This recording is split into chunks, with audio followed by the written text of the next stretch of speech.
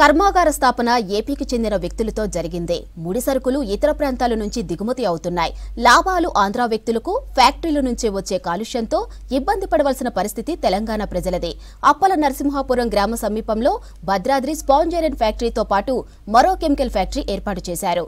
పరిశ్రమల నుంచి వచ్చే కాలుష్యంతో పంట పొలాలు, గ్రామ ప్రజలు అనారోగ్యానికి గురవుతున్నారు. ఇక అధికారులకు ఎన్నిసార్లు ఫిర్యాదు చేసినా సమస్యల పరిష్కారం కావడం లేదంటున్నారు స్థానికులు.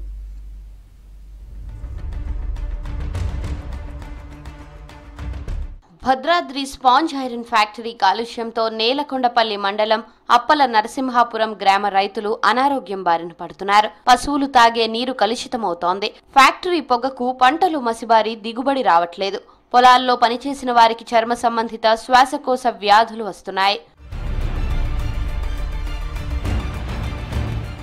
అప్పల నరసింహాపురం గ్రామ సమీపంలో ఆంధ్ర సరిహద్దున భద్రాద్రి స్పాంజ్ ఐరన్ ఫ్యాక్టరీతో పాటు మరో కెమికల్ ఫ్యాక్టరీని ఏర్పాటు చేశారు. కెమికల్ ఫ్యాక్టరీ నుంచి దుర్గంధం వెలువడుతుండగా స్పాంజ్ ఐరన్ నుంచి విపరీతమైన పొగ వస్తోంది. పొగతో నీరు, గాలి కాలుష్యమై స్థానికులతో పాటు మూగ జీవాలు వ్యాధుల బారిన పడుతున్నాయి.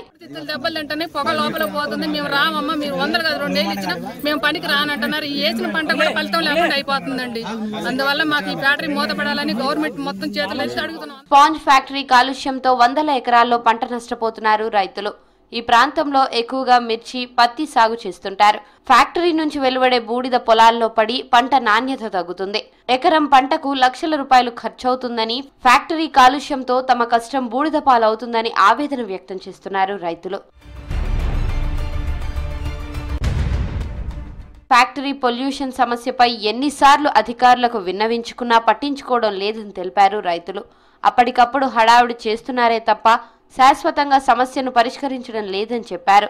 పొలాల్లో పనికి రావాలంటే కూలీలు కూడా భయపడుతున్నారని చెప్పారు. ఫ్యాక్టరీ చుట్టే 2 కిలోమీటర్ల పరిధిలో పంటలు పండక తీవ్రంగా నష్టపోతున్నామని వాపోతున్నారు. మాకు 10 రోజుల తర్వాత నివేదిక సమర్పించమని చెప్పారు.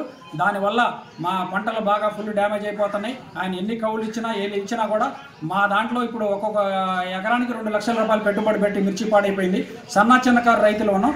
మీరు ఒకసారి గవర్నమెంట్ వారి పెద్ద మనసుతో కనికరించి మంత్రి గారు పొంగులేటి శ్రీనివాసరెడ్డి గారికి నమస్తే అండి. స్పాంజ్ ఫ్యాక్టరీ సమస్యపై పొల్యూషన్ కంట్రోల్ బోర్డు అధికారులతో పాటు స్థానిక అధికారులకు వినతి పత్రాలు ఇచ్చారు రైతులు. సమస్యను పరిష్కరించాలంటూ నిరసనలు చేపట్టారు. అయినా అధికారులు స్పందించడం లేదని చెప్పారు. కొత్తగూడెంలోని కాలుష్య నివారణ శాఖ అధికారులు ఈ ప్రాంతాన్ని పరిశీలించి ఫ్యాక్టరీలను మూసివేయాలని ప్రభుత్వానికి నివేదిక ఇచ్చినా ఫలితం లేదని తెలిపారు. ఈ పరిశీలనలో రైతులు చెప్పినట్టుగానే ప్రతి పొలంలో బాగా డస్ట్ ఉంది. వాళ్ళకి పంట నష్టం జరుగుతుందండి. ఇది మేము అంత పరీక్షించి తదుపరి చూసి పైకి నివేదిక ఇవ్వడం జరుగుతుందండి. తప్పకుండా రైతులకు న్యాయం చేస్తాము. ఫ్యాక్టరీ పొగ వల్ల కాయ మొత్తం నలుపు వచ్చింది. ఆ మధ్య చెక్ డౌన్ వల్ల బరిగొడ్లు చనిపోతున్నాయి.